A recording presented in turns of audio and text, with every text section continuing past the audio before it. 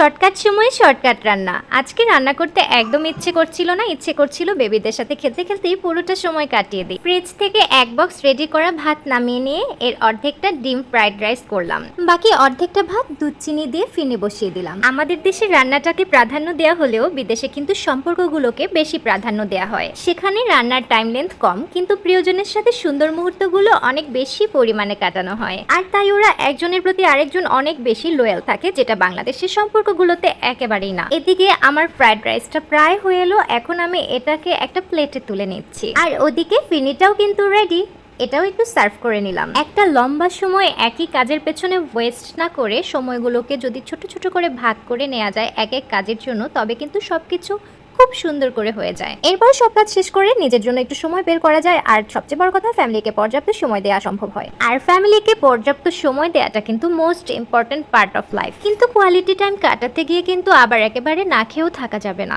এই যেমন আজকে আমি অল্প সময়ে টুকটাক আয়োজন করে নিলাম। আজকে খাবারে থাকছে এগ ফ্রাইড রাইস, সেদ্ধ চালের ফিরনি, আর থাকছে কাঁঠাল। অল্প করে হোক, কিন্তু চোখের সামনে যদি কয়েকটা আইটেম সুন্দর করে সাজানো থাকে তবে দিনটা কিন্তু নিশ্চিন্তেই কাটে। জানেন তো, আপনার লাইফে ভালো কিংবা খারাপ যে সময়টাই আসুক না কেন, আপনার একান্তই ফ্যামিলির মানুষগুলো ছাড়া আর কাউকে খুব বেশি কাছে পাওয়া যাবে না। সো ফ্যামিলিকে ভালোবাসুন এবং মানুষগুলোর যত্ন নিন। আজকের ভিডিওটা এখানেই শেষ করছি। সবাই ভালো থাকবেন, দেখা হবে ইনশাআল্লাহ নেক্সট ভিডিওতে। আল্লাহ হাফেজ। আমি কখনো এভাবে নুডলস রান্না করিনি। নুডলসটা স্টিকি হইলেও খেতে কিন্তু বেশ মজা হয়েছে। হ্যালো ভিউয়ার্স, আসসালামু আলাইকুম। আজকে আমার ভীষণ মন খারাপ ছিল, আর আমার মন খারাপ থাকলে আমি খাই। আজকে আমি নুডলসটা বিরিয়ানি স্টাইলে রান্না করছি।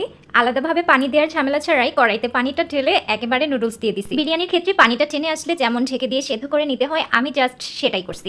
এভাবে অনেকেই রান্না করে, কিন্তু আমার মনে হচ্ছে আমি এটা নতুনভাবে আবিষ্কার করলাম। কারণ এই সিস্টেমে অনেকে রান্না করলেও বিরিয়ানি প্যাটার্নে কিন্তু খুব কম মানুষই রান্না করে। আমি আজকে নুডলসটা বিরিয়ানি বানায় ফেলছি।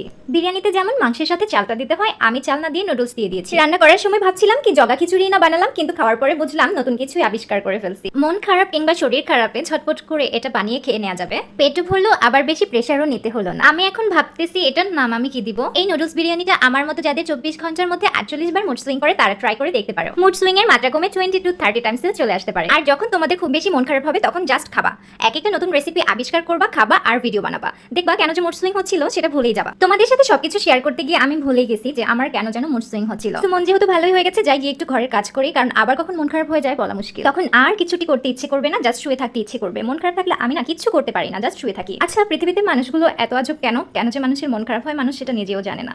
আবার পৃথিবীতে এত মানুষ আছে কিন্তু নিজের একান্ত বলতেই না কারো কোনো মানুষ নেই। খুব বেশি কাছের হাতে গোনা ফ্যামিলির কয়েকজন ছাড়া সবাই কেমন যেন স্বার্থপরের মতো আচরণ করে। এই যা, আবারও শুরু হয়ে গেল, মনে হচ্ছে আবার মুড সুইং করবে। এর আগে চলে যাই, আল্লাহ হাফেজ। আর হ্যাঁ, মন ভালো রাখতে তোমরাও কিন্তু আজব রেসিপিগুলো ট্রাই করো। হ্যালো, অনেকে আমার কাছে জানতে চাও যে আপু তোমার হাতের এই স্পটগুলা কিসের। আমি যখনই তোমাদের সাথে ফুড ব্লগিং গুলো শেয়ার করি তো হাতের নাড়াচাড়ার সময় তোমরা এই স্পটগুলো দেখো আর জানতে চাও। আপু, আমি যে পাকা রাঁধুনি সেটার চিহ্ন হচ্ছে এগুলো। মানে গরম হাঁড়ি কিংবা গরম কড়াই বা কড়াইয়ের যে হ্যান্ডেলগুলো থাকে এগুলো অনেক সময় আমার হাতে লেগে এই চিহ্নগুলো হয়ে যায়। তো ধরো দুটো আমার নতুন পড়লো, তারপর ওগুলো চলে যাচ্ছে, কিন্তু নতুন করে আবার একটা পড়বে। এই যেমন এই স্পটটা, এগুলো আগের ছিল, এটা আবার নতুন করে পড়েছে। তো এমনই নতুন গুলো পড়ে যায় আর পুরনো গুলো চলে যায়, কিন্তু নতুন গুলো তো থেকে যাচ্ছে। আর তাই অলওয়েজ আমার হাতে এরকম স্পট পড়ে থাকে। আর হচ্ছে গিয়ে আমার বিষয়টা হচ্ছে আমি একদমই সাবধান না। হয় না যে আমি এই কাজটা একটু আস্তে ধীরে করি, নয়তো হয়তো আমার অ্যাক্সিডেন্ট হতেও পারে। আমি এইগুলা মাথায় রাখি না। আমার মনে হয় যে কতক্ষণ আমি শেষ করবো আর বেবির কাছে যাব। তো এরকম তাড়াহুড়ো করতে গিয়ে অনেক সময় আমার হাতে এগুলো লাগে আর এই স্পট গুলা হয়। অনেক দিন ধরে এই কোশ্চেনটা আসছিল, তাই ভাবলাম আজ একটু আনসারটা করে দিই।